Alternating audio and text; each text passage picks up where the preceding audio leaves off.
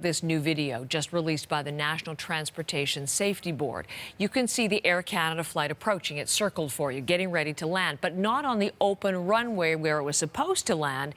It heading right for a taxiway with 4 other planes loaded with fuel and passengers waiting to take off.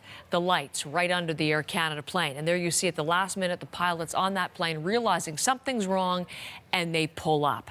Now, we've seen that perspective before, but this is new video released as part of an ongoing investigation by the National Transportation Safety Board in the States. Salima, as we look at these pictures again, just reminded of how perilously close these people came to sheer disaster last July.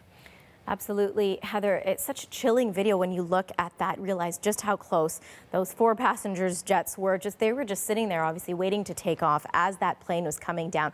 Take a look at this graphic actually to show you just how close it was at the closest point, the plane heading down to the taxiway instead of an empty runway. It was only 18 meters from the ground, meaning it was mere meters from the top of that plane, a Philippine Airlines plane, if you can believe it. That's about the length of a bowling lane, 18 meters.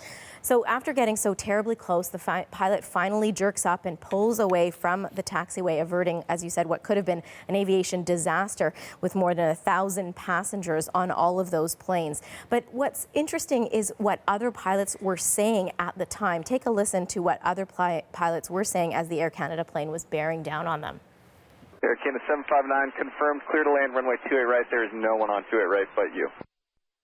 Okay, Air Canada 759. Where's this guy going? He's on the taxiway. United 1, Air Canada flew directly over us. Block, this United 1, Air Canada flew directly over us. Yeah, I saw that, guys. Boy, yeah, did they see that? So the investigation into why this happened is still ongoing, and a full report should be coming up a little bit later. But from what we have seen released by the National Transportation Safety Board, there's a bit of an indication at what they are looking at. It looks like the crew felt tired during the flight. Also, the first officer had recently failed his test to be promoted to captain. He said he made a lot of little mistakes in that test, although he had never been involved in an accident. Also, another factor could have been construction at that airport. Apparently, there were a lot of lights around that construction area, and some pilots complained they couldn't see the runway very well. You know, there are about 11,000 planes in the air over North America at any given moment, Salima, and there are more near misses than people might think. And experts tell us all about, as they investigate all of them, they're looking at another one, which also took place at San Francisco, which also involved an Air Canada plane.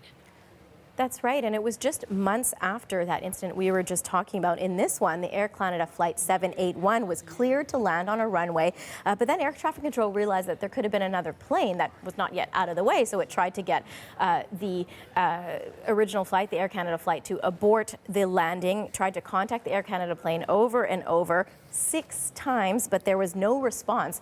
Here's a tape of that exchange. Canada 781, go around. Canada 781, go around. Yeah, I got 781 that's going with radio here. That's pretty evident. Air Canada 781. So there you go. It turns out the pilot had switched to a different frequency, the ground frequency, and so couldn't hear those instructions from air traffic control. So the investigation into that says it looks like pilot error, and the FAA is also investigating some other incidents, really all based at the San Francisco airport, which is a bit of a problem since the airport has runways very close together. It was actually built to be a smaller airport before turning into an international hub. Now, after those 2 dramatic calls, Air Canada did make some changes, and it's important to look at those. The airline set up a complete safety review of all of its operations. It also promised more pilot training and a shorter time period between when a pilot gets that training and when the pilot is evaluated, and a closer look at all of the arrivals and departures out of that San Francisco airport, seeing as there have been quite a few incidents, more than your usual rate at that airport. Salima Shivji, thank you very much. You're welcome.